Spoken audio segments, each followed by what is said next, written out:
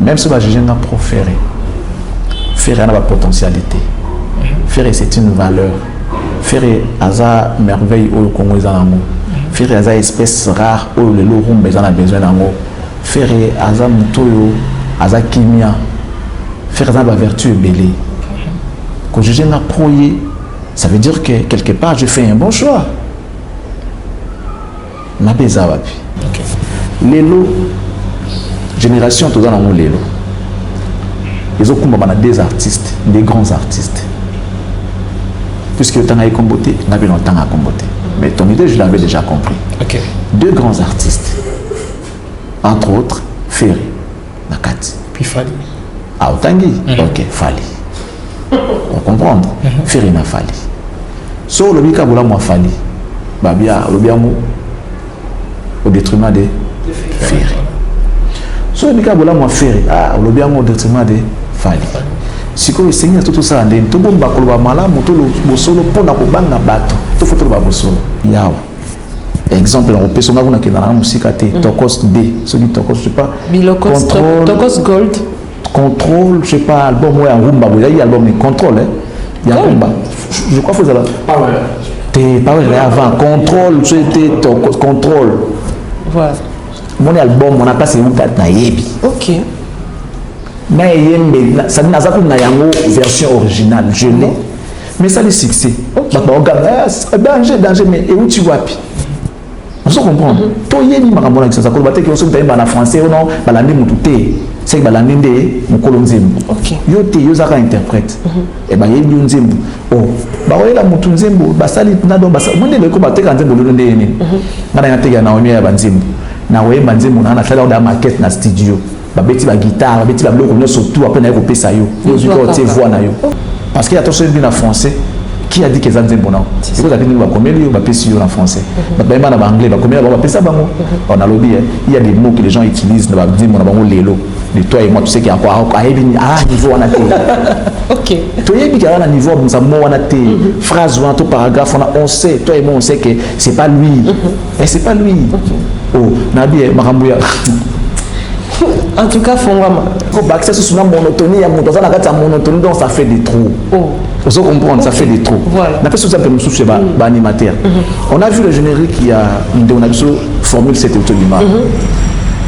Avant que tout le monde ait la séquence de monotonie, pour la ligne, mais oui, on peut dire musique anti. Copie à mon toté, azongi si pour la semaine que nous avons colo monotonie.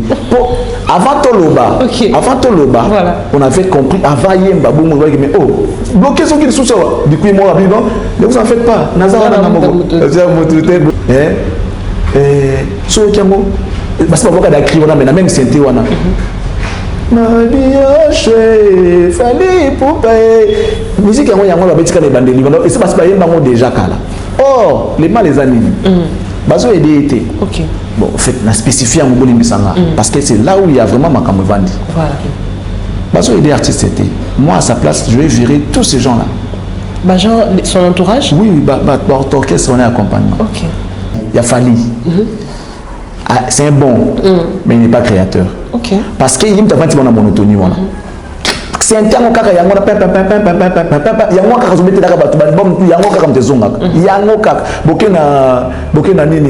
na téléphone. Album est aux gens qui téléphone, au ticket téléphone, cette formule c'est yango kaka. Mais non, ndeko, aux bon, mais faut travailler. Yango batika ko lekana te ba lo bangalo ba mingi. On a fini à soliste wana abeta kanini. Azo créer te, basa kaka na kati do moko. C'est ça. En soi ce n'est pas l'artiste. Voilà. En gros, ce n'est pas les leaders, c'est eux. Parce que nous avons proposé, il y a cicaté. Bon, faute de mieux, on fait quoi? On consomme ce qu'on a. Faute de mieux. On attend normal et qu'on s'en a demandé. On a pris sur exemple la flamme Kapaya. On a quatre albums Moko avec solo. Même gris a changé dans mon solo. Avec 15 ans bien. Tourla là. Baké dans mon solo colo kuna échanger forme, échanger musique. Mais même qu'ils ont dit peine à former mon sous. Ça donne les goûts. Ça on m'a ramené sous tel que Ezali. C'est aussi parce qu'ils ont vu de Charlie Prince risquer. C'était un pari risqué. C'est naïf sur tout à l'heure dans l'intro je me suis fait beaucoup plus d'ennemis que d'amis. Et ça fait très mal. Pourquoi les gens t'en veulent parce que tu dis la vérité? Est-ce que c'est normal? La vérité, ma protéger la bango. Le chemin de la vérité, c'est un chemin à Nzala, chemin à Boloko, chemin à Passi, chemin à Biaka. Je ne sais pas si je me fais comprendre. Plus d'une fois, la Kananga, on a fini. On a au moins la vérité, mais déranger Bato. Makanisi. Plus d'une fois, on a vendu un Biaka, tu as différence, tu as les livres, tu as dit, on a pas le car parce que la vérité, les gens ne peuvent pas te donner. Et pendant que la musique, après, vous avez aussi bloqué. Et puis, bon, en fait, le problème, c'est qu'en réalité, bah, il ne pas ça la tête. Comme vous avez besoin d'exploiter l'image de mon stade, vous avez jugé, bon, bah, ça est au moins vite fait, pour insérer l'image à stade, ça détonne qui tout ça et tout, sans te mentir. Même ceux-là qui m'insultent, ils savent ce que je suis. Même mes ennemis, il y a le roi, le roi à faire. Sauf Koyemba. Même ces détracteurs savent que Joe a un danger. Il n'y a personne qui peut dire le contraire.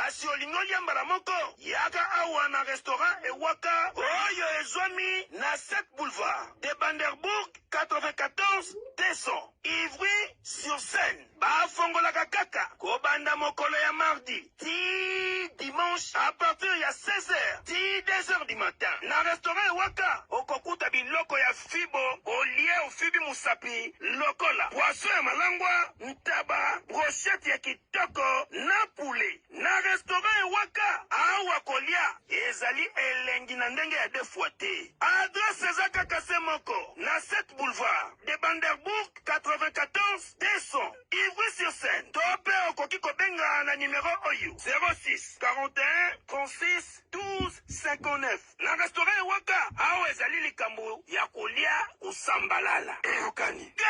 Bonjour messieurs et dames, fidèles amis internautes, très chers téléspectateurs, na pesibino penza bambote ya mingi bisika ezwami bino. Nabi ki vous a vraiment ébélé à Kolanda Bisso en ce net moment na émission na bino visibilité des stars. Alors cette émission aujourd'hui vous a vraiment spéciale parce que on n'a vraiment pas en face de nous une star mais plutôt un confrère journaliste oyo azali pe ene na biso na monde oyo ya journalisme. Alors na pesibino bambote ébélé vous a vraiment coaché scotché branché beaucoup zwa oyo ezali important to remeka un peu ko solo la elongo na ene na biso na o etali différentes questions d'actualité vision bisika pour wando zwa ba information en exclusivité pour za la korater ata eloko morote metan oza ko s'abonner en tout cas ko bosanate ko activer cloche il y a notification bon nde ko banda ko zwa ba publication na biso ko banda ko kotela lokola message. Je dis un grand merci à tous mes amis et les insomniaques de Naomi et Yaba la Pessimimo Amo Théâtre na Pessimimo na Papi Mamona depuis quelque part ITF 13 étoiles mon voilà maman bijoutier ngani. Déjà pour vous annoncer cette émission ne sera pas présentée que par moi-même naza accompagné na confrère na Kevin Mohamed Webi tout ça la rana émission oyo avant tout côté invité pour découvrir naninde o toromeka ko soigner de l'eau na kopesa maluba na Kevin Mohamed to pe kopesa emboté à se présenter bobo ko komona et bongo torokota na oeza important. Kevin Mohamed bonjour. Bonjour Nomi Yaba, bonjour Nabande Konyos Pazuli Bako Rolanda Bisso. Déjà c'est une émission de ça à deux et déjà bande ko bamisa nango déjà et tout ça en cas de visibilité des stars émission to yamba bande ko belé surtout que tu yamba même artiste musicien et puis bande ko belé basa ramsa na bango malamu nde to yamba awa et nous dit ko souligner on to yamba lelo mon ko bayine na biso o asala ramsa malamu surtout et to remeka pena ko sola masolo belé lelo na ye to za penza awa lokola to tieme ça liboso na biso ne to ko sola penza ba dossier nyonso na mesa pour que to meka pena ko échanger et puis to tia penza za moko likambo moko na moko na kwa na ngo c'est ça c'est un peu ça donc malheureusement c'est le moment maloba moké déjà dans Charlie Prince mais na honorer plus parce que vous allez maman na biso moi si na biso na 4e émission mibal bazali mibali moi ça zali moko yondo banda mituna penza pour que to progresser na émission. Voilà, merci, comprenez, to kabula micro car ndenge zalara pour te permettre à bino quand même besoin temps ya royo kabiso ni nyangonde to eli. Alors Kevin Mohamed déjà a annoncé les autres a face il y a Charlie Prince Oazali journaliste pas comme les autres mais journaliste de formation et bien honorable. Mais pourquoi bien honorable to koyeba on a 4 émissions ou est-ce que à travers ça paye na moi parcours politique to koyeba à travers cette émission déjà nos caméramans bakoko la biso Charlie Prince qui est notre invité du jour, à qui je dis déjà bonjour Charlie Prince. Bonjour Naomi Yaba, bonjour également à Kevin Mohamed. Plaisir est à cause de Nabino et Longo pour nous répondre à Mituna Nabino, mais ça fait peur quand même. Voilà. Ça fait peur d'être reçu par des chevaliers de la plume et j'ai hâte de connaître ce qui est vos préoccupations et je crois que je serai à la hauteur. Question de satisfaire ceux-là qui nous regardent et j'en profite pour dire bonjour au mur de lamentation Miamor depuis là où je me suis. Merci beaucoup à toi. Un grand merci à monsieur Boubou Batombo. Je tiens à vous présenter mes voeux le meilleur. Mes voeux les meilleurs également à monsieur Ladi Foumou depuis la Belgique. Merci également à tous ceux-là qui nous soutiennent, tous ceux qui aiment Charlie Prince, tous ceux qui aiment ce qu'on fait. Et je crois que je l'ai toujours dit. Si je tombe, en tout cas, relevez-moi. Et vous ne pouvez me lâcher que si j'abandonne. Okay. Le chemin est tellement long, rempli d'épines. Ce qui n'est pas facile d'ailleurs, parce qu'à ce stade de la vie où nous sommes aujourd'hui, on s'est fait plus d'ennemis que d'amis. Okay. Juste parce qu'on essaye de faire mieux. Les gens veulent que nous puissions tous marcher dans la même direction, regarder la même direction, danser de la même façon, de la même manière. Alors nous, comme on a voulu faire un peu la différence, danser autrement, dire la vérité, et voilà aujourd'hui, on a plus d'ennemis que d'amis. Donc je crois que ça sera mon mot d'introduction et je suis à votre disposition. Je vous dis un grand merci. Merci Charlie Prince d'avoir accepté notre invitation. Alors moi j'ai toujours l'habitude, je sais que moi et vous ça ne sera pas la première fois, mais dans cette émission... Non plus la dernière fois. Oui, je sais, mais moi pour le compte de cette émission Visibilité des Stars, c'est une première émission, un premier numéro déjà. Ouais. Alors il faut déjà, on a posé une question, peut-être on a posé un annonté, et Charlie Prince, journaliste comme je l'ai annoncé tantôt. Mais Charlie Prince a au moins combien d'années de carrière? Non, il y a la deuxième décennie. Deuxième décennie? En tout cas, on a attends. Non, on a Ok. Je suis dans mes deuxièmes décennies déjà. Voilà, donc c'est entre 17 et 18. Ok. Ouais. Voilà, 17-18 c'est déjà beaucoup, mais on a vu aussi Charlie Prince dans la musique. Hein. Ah ouais, qui est aussi ma passion. Ouais. Passion. On a une musique qui a engagement, une musique qui a profession. Ok. Il y a une passion. C'était déjà au départ, comme mon ami Soazoko là, Martin Darson a dans Zambie, dans l'église. Et après, on a été encadré dans la chorale parce qu'ils avaient qui sont à moi dans la église, il faut en activité au Salara. Donc, on a qui choriste. Et notre dirigeant disait ah yo yemba bien hein so na zate jour wana en tout cas chorale ya la moine et puis des fois bazao que la nanga na ndako so yeti faut bien mais pourquoi il n'est pas venu tout ça et tout il faut y ils a qui ce n'était pas chez nous, c'était chez ma tante. À l'époque j'ai habité chez ma tante il y a qui kosambia na nzambe malamu. Alors le quoi zao kende avec maman moyangeni je crois et le mois de mois. Alors comme Mazaki n'a engagement dans l'église, dans l'activité de la Sala, et c'est un peu ban, surtout dans la Pinakatia, le Sambo, dans la Kina chorale. Après, le matin, Oyemba, Banosanga, Oyemba, bien. Et à chaque fois, même entre nous, Oyemba dit, bon, Oyemba, Oyemba, bien. Mais comment est-ce qu'on a souci, on a mis au cas un jour? Je n'avais pas de possibilité. Et au Sala, il y a combien de journalistes? Alors, on a une musique. On a souci, on a une musique. À chaque fois que j'avais un invité devant moi, un artiste, je l'accompagnais au fait dans plateau na Oyemba. Ah, Oyemba bien Wendeni. Oyemba bien. Et comment est-ce qu'on a pensé à Yoka ngo? Ah bon, on a mon Yoka. Parce qu'on a Oyemba on dirait, ils ont Oyemba zo Yoka ti. OK. Na comment on a pensé na Yoka. Alors, na loba qui n'a bien, na ça nzimbolanga. C'était comme une aventure. Bon, comme c'est Charlie Prince, bah tu vas croire nango va passer un moins important, c'est lui en plaire. Et puis c'est ce qu'on a dit oh comme il y a boui mais ce qu'on a reçu ni tout va se kanga on est fait ça l'effort na ça la bien c'est comme ça que j'avais fait une chanson. Alors, la musique n'a pas besoin de la fouille mais la boutou. Moi, je m'étais dit que la boutou, dans un carriériste, c'était par rapport à la musique. Et on a passion. Je peux ou ne pas gagner, mais j'aime bien le faire. J'avais regardé et je voyais en face de moi un monsieur que je voulais moi encourager personnellement. Dans des émissions, des fois, je parlais de lui. C'est monsieur, en tout cas, paix à son âme, c'est les promoteurs de l'Isipa. Ok. Monsieur Martin Ekanga. Ekanda, je crois. Martin Ekanda, ouais. Natalaki, où il y a Zali. La position, la situation, mais ce monsieur n'a pas baissé les bras. Il n'est pas resté chez lui en train de quémander avec soutien. Oh non, je suis handicapé, je suis cela. Il s'est battu à Salé Bisso à l'école. Pour n'a pas besoin de batanga. Il faut la grandeur et l'esprit de la grandeur bolingo mouton dans l'amour. Non seulement à nous qui gagne peine mais à Salé au profit des Congolais. Moi, les gens qui créent les écoles,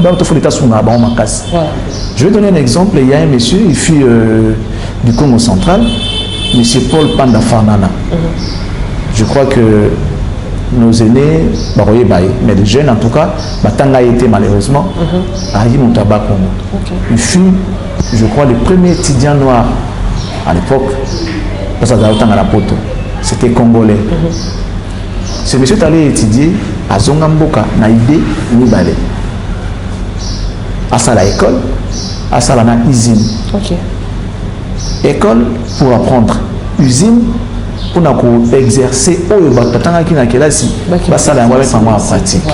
L'autre a l'idée à moto et maintenant comprenant qu'il était malheureusement les gens ne l'ont pas pris avec beaucoup de considération juste à ce qu'il était mort. Histoire n'a pas élu moi, mais à un modèle, il faut bailler qu'on aille. Déjà pour moi, je ça l'école la usine, ça dit beaucoup. Yo on a cassé l'école la usine, mais ça dit beaucoup. Il y a toute une philosophie derrière son idée. Et pour moi, c'est un modèle. Pour Nanga déjà, Nazoraye comme un modèle. Et puis je voulais à travers Makanisiwana, Nakumisa M. Martin Ekanda. Ceux qui n'ont pas lobby, qui n'ont pas de M. Martin Ekanda, les promoteurs des Zizipa et tout. Et ça, ils ont surtout. Mais la musique, on a consacré à nous pas pour une sorte d'ascenseur, une sorte de gratitude pour tout témoigner vis-à-vis des moutons. Tout l'accès est bolingo. Une très belle chanson, Martin Ekanda. Les titres c'était Cœur d'amour. On a bien ça les clip. Clip en soutien au lélo, j'avais musé vraiment avec mon argent pour que ça va bien. Sans producteur, et puis j'étais content. Pour moi, c'était bon. Et puis voilà, ici. Mais la musique, on playback, ils sont organisés, mais ça la playback, ça la production dans la soirée. Je fais les playback et les gens étaient vraiment émus. C'est pas normal, tout organisé, les jours ferrés entendu cela, faire le banana, oui, faire le banana. Oh, Charlie Prince, oh, on l'a dit. Donc, oui, dans ça, la rappelle, j'aime sa façon de chanter, j'aime ce qu'il fait. C'est un modèle pour moi aussi. Ouais. Donc, s'il a pris un bon. Les acquis musique, mais il faut faire attention. Et c'est dans la carrière. Parce que les artistes, tu vois, ils sont jaloux. Les musiciens, tu vois, artiste, va comprendre. Que beaucoup réussi déjà au côté dans le domaine on dirait moi bien beaucoup ne l'ont pas pris na bien tout ça et tout et moi fais-toi émission toi-même t'es déjà artiste alors j'avais le choix entre carrière na passion. On préférait la carrière, et puis ça me va bien, je suis à l'aise. Voilà, en tout cas, j'étais vraiment curieuse de savoir ça parce que la bande qui a internet n'a Charlie Prince. Il fut musicien. Et tout le monde récemment, il y a 60 ans. On a Virginie Manganga et prochainement, ceux qui appellent sur le téléphone à Yemba. C'est vrai, il y a une différence. Il faut effort. Baïma bien na ba live que na ba studio. Parmi bisoana, peut-être nga il na studio, na yemba de batbamona, mes amis et mes confrères, baïma nulle part. Mais yo kanenge baïmbi. Ça veut dire que machine est daka. Nako batek ba juste à 100%, non. il y a eu des problèmes pour tout l'émission. Mais sur le bas là, il dit là. Mais machine comme ça, là. Attiré. Voilà. Ça veut dire que studio, c'est un danger. Féliciter et plus la facilité.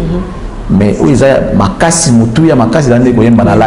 Et tu vois, on peut juste la photo de beaucoup de nos artistes ne sont pas à mesure. Il y a aussi la on est entre le baraquet. Bon, ça la fort. Parce que studio, tout le monde peut chanter, je te jure. Tout le monde, sauf personne, peut chanter. Tout le monde. Voilà. Voilà. On continue avec cette émission. En tout cas, je crois que je vais donner le micro à Kevin Mohamed pour la question d'actualité et on va faire comme ça. Kevin Mohamed. Voilà, bonjour Charlie Prince.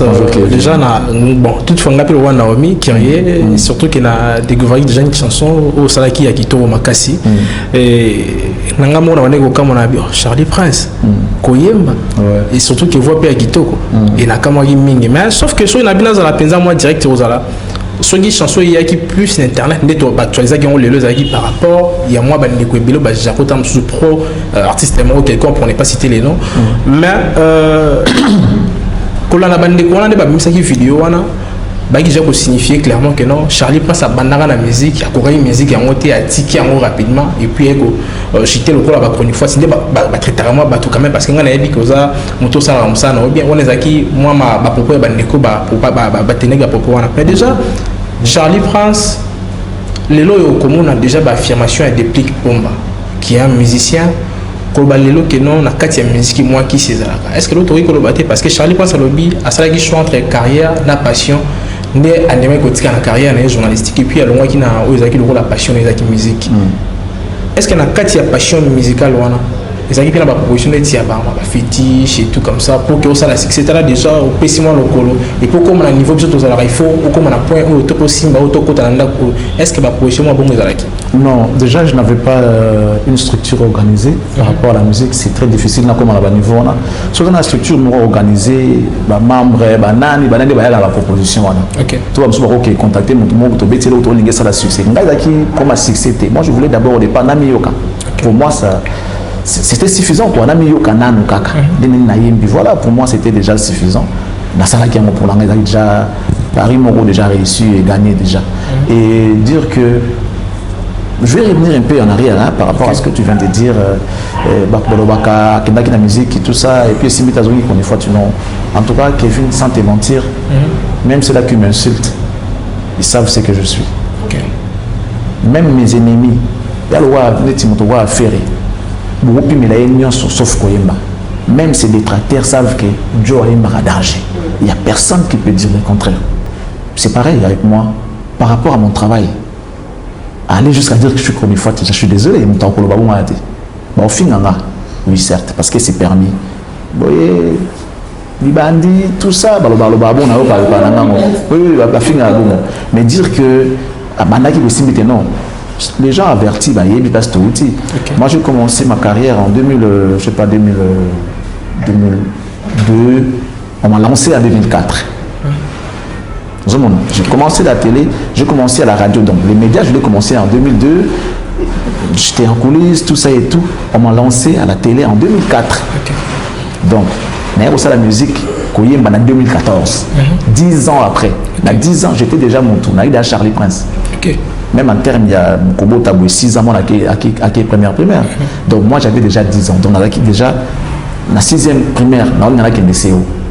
Donc, on a déjà mon dame. Et puis mon sang est déjà remarquable. Voilà, donc non, la banda na banda na carrière na ngeza musa na yango. Na banda awa et puis na zawana. Passion, ils étaient au na ça on a programme dans ça on va l'appeler précédent. Les jours na mais tout il y a 2 ans. 60 ans de l'indépendance. La salle en 2014. Dans 2020, to yimbi lors de nos 60 ans. To yimba ina bandinga bien cette fois tout ça on a bandeko. Na big bandeko to yimbi. Nga elo na boya na bina ngeza ka échec. Non, na ko ka échec té. Na sala effort atane loko neti ilamba ko lata. Ntolo bana exact danger te mais ilamba no bien. Na sala effort wana. Émission na yo na tala ki ngo ça va Plateau na yo ça va au moins ngara sala ka effort na zala wana. Nalinga échec te na vilanga. Nalinga échec te parce que mon père c'était quelqu'un, pour moi il n'était pas gentil mais il nous a quand même aidé. Papa n'a pas nos félicitations, il faut y soyer. Mais par contre il félicite les autres. Nous c'était difficile. Une fois mon père m'a dit, tu sais que tu n'es pas intelligent. N'allez là. Je suis pas intelligent, on a tout peut savoir 67%, dans ça intelligent. Et j'ai pleuré ces jours-là. Et un jour, il m'a dit, non mais, comment veux-tu que je te dise que tu es intelligent alors qu'il y a mis des bossons dans Azali? Pour moi, c'est lui l'intelligent, pas toi. Où est le bulletin, on a sorti 4e. Pourquoi il faut à la 4e? Où est le premier, on a Zanani? Il y a ça à la révolte nanga et banawala. Donc nga penza baninga batala nga lelo na chronique musicale na salaka effort dans un échec quitté. Oui ba monde succès tout à l'heure retourner nga succès na rozonga na likamba succès. OK. Ba somba rango ba luka yango. Mais musala malamu foza na kati na yo o luka mote. Ba pali nga succès ba ebele. Balikinga na bala, balikinga na biloko tout baza ebele. En tout cas nga na mutasuka na lelo te. Ça c'est moi. Côté wana na renforcer te ponza mbe mtape saka et puis mngamta binenga zwa ya oyaye nga nasala ka ba makamususu te osala ke na zwa bomengo to na zwa succès to na zwa non nasala ka musala so ye boti mwana mwa succès oh je me contente de ça et puis je suis à l'aise et heureux mais yo yamba héritier c'est ça barbe to mabo boye la héritier boye la héritier na yamba héritier et les gens vont juger. Mon place na vanda wana et wasko kotana mutaleki ngati wana na bi na mi yebi plus d'une fois to yambi bangwa aleki ki suka pas Charlie Prince au monde il est plus professionnel que bakomango seul mes détracteurs ba ko sangate pour ba yebi que soto komisi et ça la mandenge mo bobo succès là lo tout se fier na moté non mon ami Kevin Mohamed, t'as un joli prénom. T'as un prénom composé comme moi en fait. Charlie Prince, Kevin Mohamed. Ok. Voilà. Succès, ils ont compliqué. Succès, en termes de ça, il y a Olukapé et Zali. Et ça, on a connu une musicale. Moi, je viens te découvrir. Okay. Tu parles bien, tu es posé comme Naomi. Or, na internet ça va la succès mot danger il y a les gars mais contenu après ça la nini il y a mais qu'est-ce qu'il donne il y a le roi Solomabé et yebana batbalinga amote alors faut pas chercher à rosa Solomabé zala parfum pour être Solomakasi té mais au moins ce mutayo qui a dit donc sur la parfum mais parfois moi tu vois andemi yango déjà. Mais après, c'est la peu critique. Selon la CP, mais ça sur la parfum. Qui a sur la télé, qui sont non. On est là, c'est à Madi. Et ils sont beaucoup comme ça, on n'a pas d'habitude dans le Et c'est la faute à notre communauté. La communauté, elle veut consommer la pourriture, en fait. Les lots, on a un succès, on a un sakanini, rendu, contenu, les animes. On a un sakanini. Ça, c'est pour chuter la question. Il y a un ici pour deux raisons. Il y a une structure et puis vision dans les qui a la succès pour notre producteur, il y a un concert, il y a un album. Beat nanga ezalaki Namioka. Les jours où j'ai chanté Namioki, c'était suffisant pour moi et c'est là qui déjà. Nakamwaki. Nabi, c'est que les gens disent, ils appellent ça solo. Le jour où Nayembi, vous voyez, na sa no révélation bon. Avant Ibrator, boy ba Ibrator, na disque ya Fabregas. Aimba na disque, aimba na nzembo voilà. Ouais. C'était parmi bato banek orienté nga. Na aimba na wana, aimba soki Mapekanda zala rose, ngana zala papillon. Narifine na filaka sikre na iwe Jidite kofo bleze mbuku na tambola na makolo ngai elmo abongwa imba na discount Ibrator toi qui n'a pas fait continuer mais bon après la bayak n'a pas par moi non c'est pas toi non après voilà des cas non bon Voilà, Charlie Prince, je crois, on a posé une dernière question et puis non, ça ne me croit pas. Non. Dernière question Bon, pas une dernière question de l'émission, mais déjà, on a l'émission déjà. Charlie Prince, déjà, bon, il faut un journaliste, il signifier parce que ça l'a bien. La bandit là, il fallait plus. Merci. Si toi tu le dis, j'ai dit merci. Ben déjà, Charlie Prince, vous en avez aujourd'hui, il y a que non, bandeko. Tout bandeko balandara biso ko la internet, tout bandeko balandara biso ko la téléspectateur parce que ça n'a pas seulement plutôt émission na internet, mais les gars na télévision et tant de week. Tant bandeko bazaro le ko la proférer. Parce que ça la chronique musicale où il faut au salon ko bandeko nyo se base à la servi et na même pied d'égalité. Mais tant bandeko mo ba tchako kana ko mo bo je le ko la proférer. Des fois, au fond du mot, il dérange à et ça, non. Déjà, je veux dire que je ne suis pas responsable de leurs pensées. C'est à eux de penser ce qu'ils veulent. Là, et ça, on n'a pas cité. Même si je n'ai pas proféré, faire une potentialité. Faire, c'est une valeur. Faire, c'est une merveille au Congo. Faire, c'est une espèce rare où le loup a besoin d'amour. Faire, c'est un moutoyo. Azakimia, faire la vertu est belle. Quand je viens à proyer, ça veut dire que quelque part je fais un bon choix. Ma bezawapi. Na oyo kangai, ba comme si ngai muto amoyibi moko boye. Muto lokuta moko boye na kangama kanai parce que balobaka, dis-moi qui tu fréquentes, je te dirai qui tu es. Si on a ferré, par exemple, on a pro ferré. Au fait, pro et un ils ont dit que ça mais est-ce que ma beza Ferré c'est un artiste congolais, il n'est pas rwandais, il n'est pas ougandais, il est rwandais. Pourquoi c'est pas Ferré? Non, mais je l'ai dit tout à l'heure, Ferré c'est une valeur. Je réponds à ta question comme telle. Ce n'est pas ce que je suis, mais je réponds comme tel. Pourquoi ça te dérange si les gens te jugent pro Ferré? J'ai dit non. Parce que seulement je ne suis pas le responsable de leurs pensées. Bien que c'est faux, penser na bango, mais na kena optique wana et dérange à rangate. Faire azar congolais. Ils ont le col à na mutu. Pourquoi tu es pro Fayoul? Pourquoi tu es pro Fachi? Ce sont des Congolais. Ils ont une vision ya mutu. So na moni que nous avons partagé même vision que na leader politique wana. Deux personnes ne peuvent pas marcher ensemble. C'est la Bible qui le dit et non Charlie Prince. Kevin, tu continues comme ça, tout plaisir, tu vas. Ça veut dire que tu vas te battre. Bon, ça n'a pas de que non. On est une église, on est amen. On reçoit voyage, amen. So le frère, bon, on a mon thème, il est pasteur. Tika koyiba, église, ils en ont battu belité. Aujourd'hui, on va faire des miracles. Les gens seront guéris. Guérison, on peut en soi, tout le monde a monté. Kamaloba. Ça veut dire que nous avons jugé Naïbongo, mais nous avons dans les bons.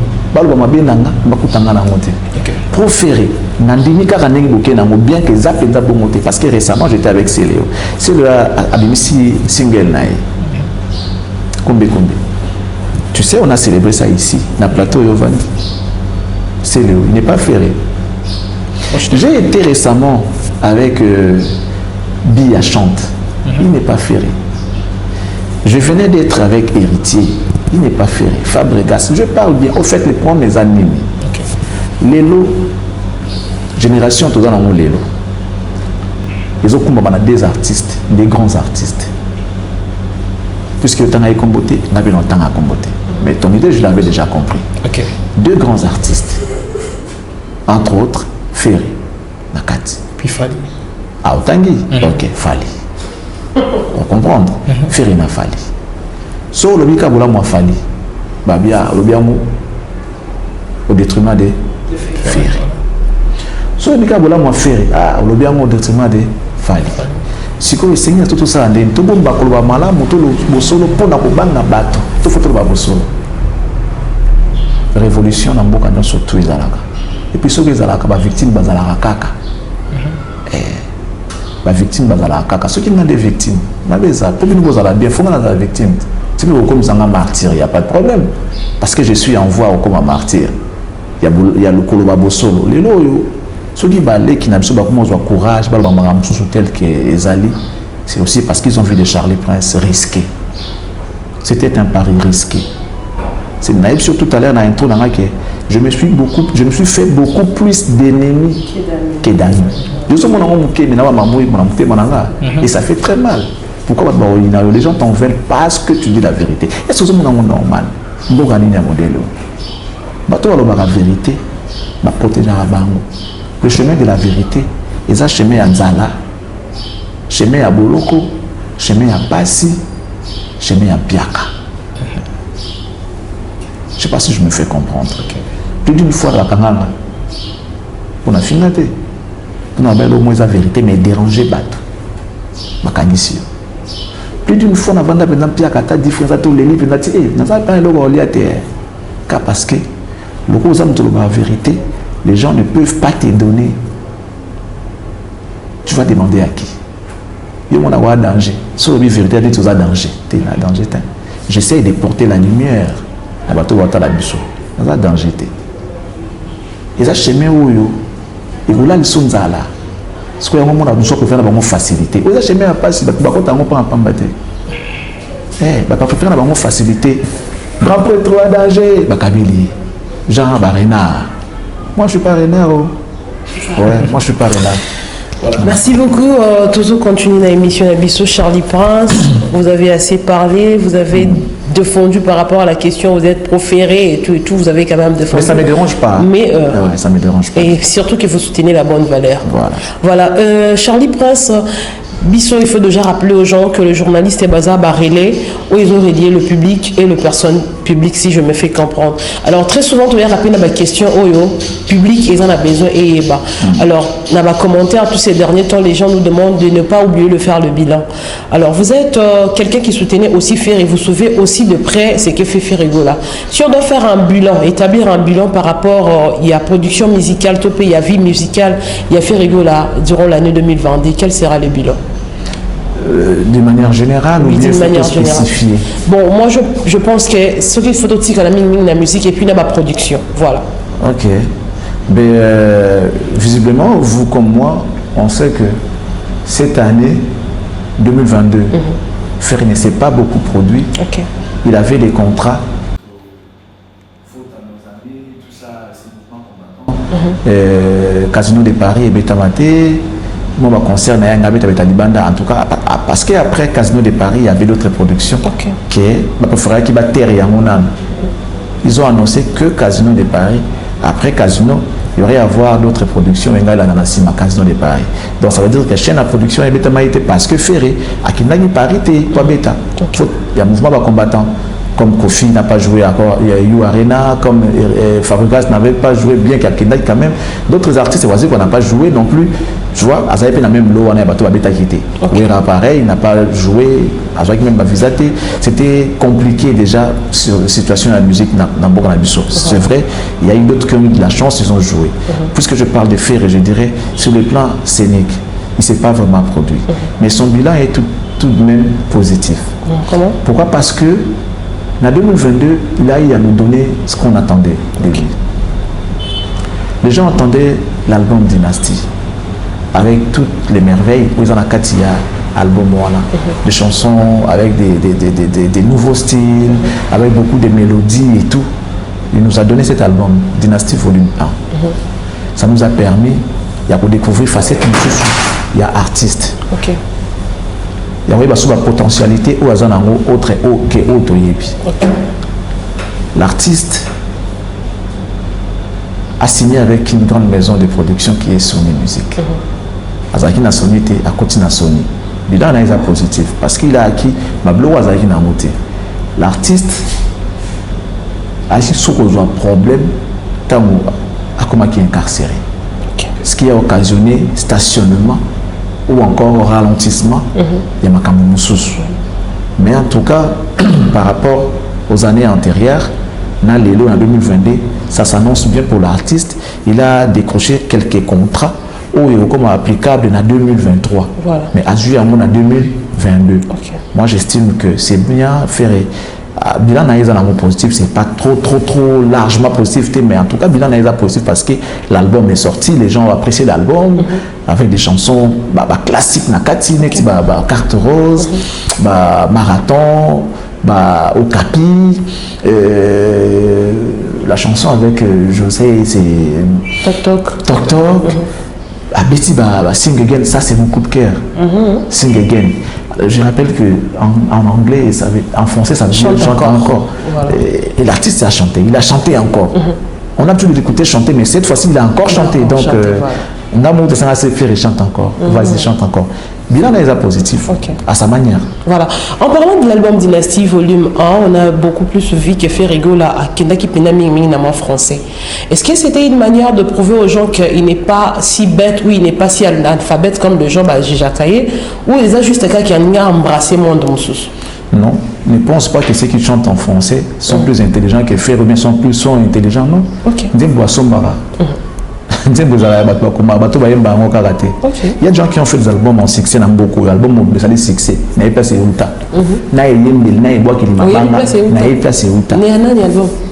comment? Je dis des albums. Héritier n'a pas honte. Il a travaillé dans mon hôtel. Après c'est un deuxième hôtel. Après c'est un deuxième hôtel. Il y a un album. Il y a un bel album avec ma thématique, il y a danger. Ça veut dire qu'il n'y a pas que Héritier qui a composé. Il y a eu des gens qui ont amené leur concours dans quatre albums. Album moi les gars il y a exemple on peut sonner dans la musique à Tokos D, celui Tokos je sais pas. Tokos Gold. Contrôle, je sais pas, album moi en rumba, il y a eu album Contrôle, il y a rumba. Je crois que vous avez. T'es pas vrai avant Contrôle, c'était Tokos Contrôle. Voilà. Mon album on a passé un date naïbi. OK. Ça n'a pas une version originale, je l'ai. Mais ça le succès. Danger, mais où tu vois? On se comprend. Toi, il y a une marabona qui s'est accompagnée qui est en français ou non, balandi moutouté. C'est que balandi de moukolonzembo. Yo te yo zaka interprète. Et ben il y a une nzembo. Oh, bah ouais la moutunzembo, basali na do basa. Monde le ko bateka nzembo le ndé ni. Ngana yateka na omi ya banzembo. Na we banzembo na sala da maquette na studio. Babeti ba guitare, babeti ba bloc on surtout après na ko pesa yo. Yo zuko te voix na yo. Je le dis sans exception, nos artistes basomba kaisa likamba tabute likamba somité à part jusque là dans l'obate et na tourner avec ça dans na sombate JDT. JDT. Parce que lui en tout cas, il écrit. Il passe son temps à commencer à mutu ya nzembo dans le milieu également. Il travaille avec des paroliers. Bébé là il a été. Ah bon? Oui. Non mais ça ils ont sous-monté ça tabute. Papa Wemba le disait, ngai va rambara kokoma. Ngala koma ravenda mingité. Cet album na Yasuka, rumba, c'est quoi, maître d'école. Beaucoup de chansons. Papa a commenté, ils ont dit et je fais un clin d'œil à notre ami Jojo Lina, qui est aujourd'hui parmi les grands paroliers à Boranabiso. Et puis nous avons 60 ans, on a Jojo Lina. Mon musique est comme je l'ai Jojo Lina. Donc on va comprendre.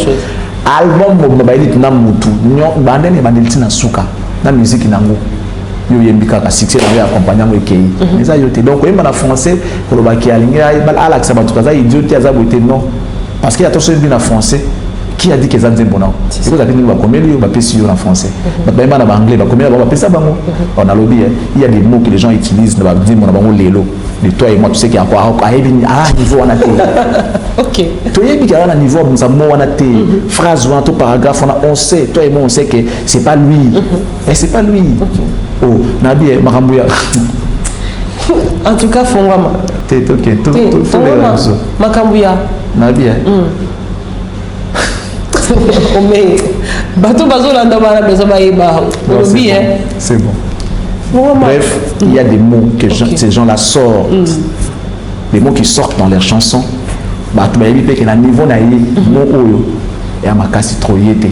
OK. Il était. On a vu récemment tout expliquer du sur à Rumotatone. Bandit moi va commettre on va parolier et ces paroliers là ils ont étudié. Voilà. Alors si on doit mesurer l'album Dynastie ou mesurer ou soit tout ça là on dirait moi parallélisme tout ça la comparaison si on peut dire album Dynastie c'est un album nini il y a n'importe quel musicien. T'es trop comparé peut-être parce que nous avons des comédies naïe, dans la style naïe, dans la ndenge na monde na makambo. Il y a eu tout de même des bels albums comme Mi-Ange, Mi-Démon, je viens de dire tout à l'heure. Mais notre ami héritier s'est basé plus na rumba. A Tikaliba na rumba, ça l'a monté très bien. Voilà.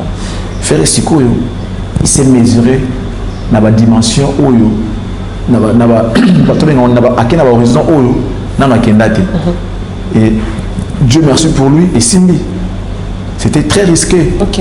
Nous avons dit que la sing again. Tu vas faire un sing again. Non. Nous avons la marionnette. Tu vas faire bon. Tu vas faire bon. Si fa, une petite marionnette, si jolie, tu vas faire monter. Nous avons la Gessi à Samawi. Piment. Ça pique comme du piment dans les yeux. Donc, à risquer, mais à Bimi tout de même victorieux parce que est Simbi. Il y a qui risque où il y a Zui, mais à réussir en où il est à féliciter. Voilà.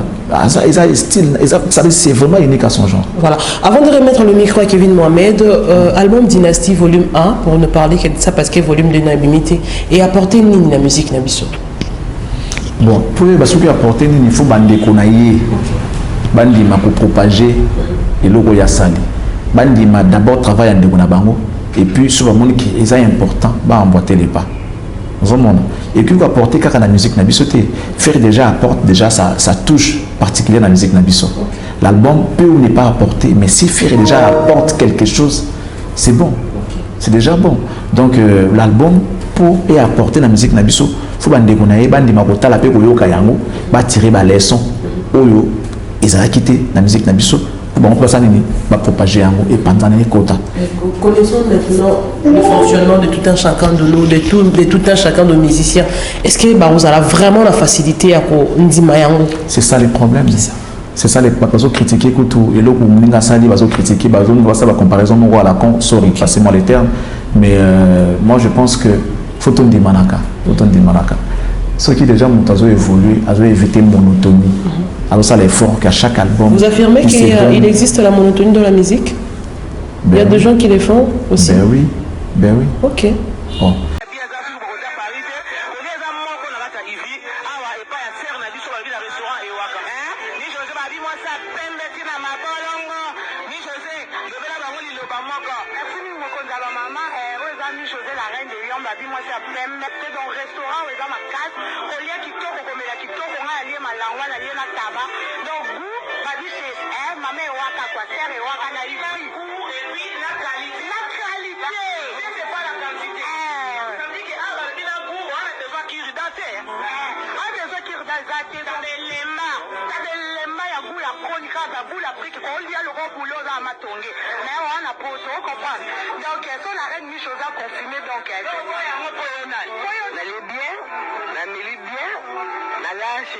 Chez Jeannette, sans polémique, si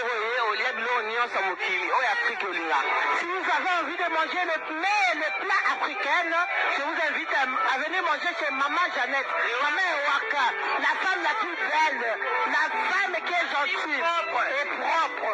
Elle est très accueillante, c'est une belle femme. Ça, je vous confirme. Ah, déjà, c'est moyen, pour CP là. Ah, tout ça, elle est l'oroté. Et là, on est sur le Morolia, et Zali. On est pour nous, pour moi, ça, mon loup, elle a mis pour nous. Donc, pour nous, ça, elle a raté. On est pas qu'elle est l'épée. On connaît un mot. Donc, il y a ce Zali. Donc, on est belle, pour CP là. Ma fille a bien fait pas Zali. J'ai beaucoup de respect parce que ce restaurant est un beau restaurant où le milieu est convivial. Donc j'invite tout le monde à venir ici chez Maman Ewaka. C'est un restaurant où on boit.